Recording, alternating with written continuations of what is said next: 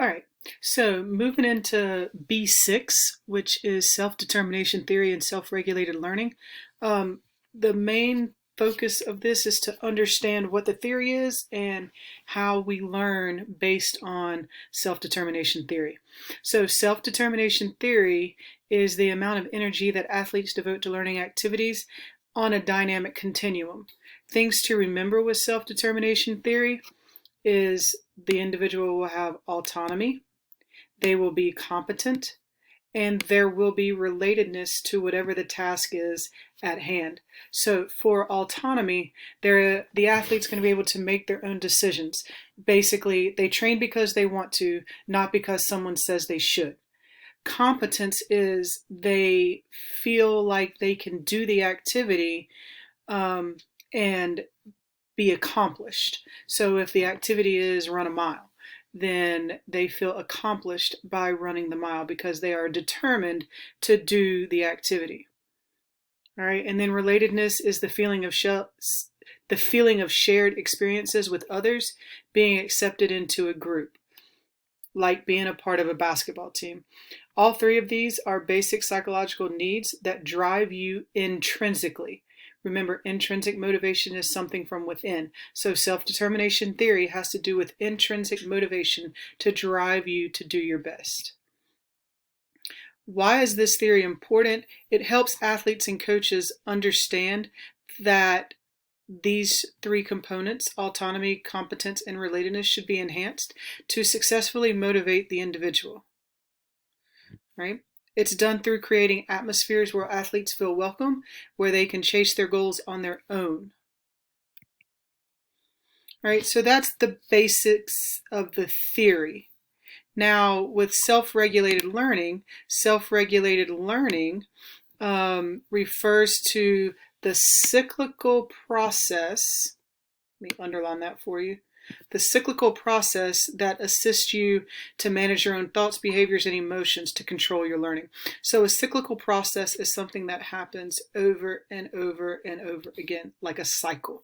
So self-regulated learning, it encourages athletes to become more independent.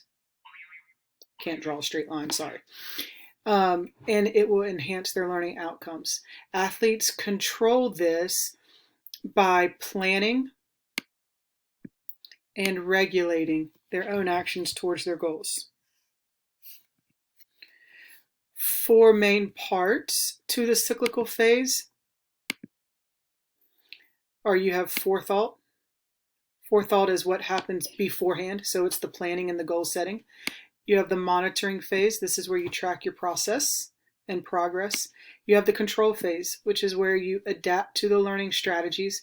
And then you have the reflection phase. This is where you evaluate your performance to see if you have accomplished what was set in the forethought phase.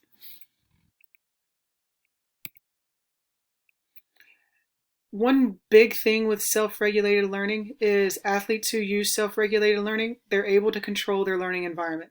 They are more autonomous. They do better in large settings, and they handle stress pretty well because they can regulate their own learning process.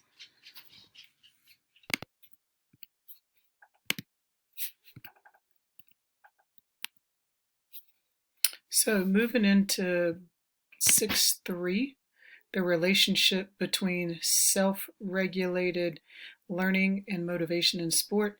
This basically goes with 6.2, but it just breaks it down in how self-regulated learning helps with sports. So first off, motivation is critical in the self-regulated framework with forethought, monitoring, and reflection.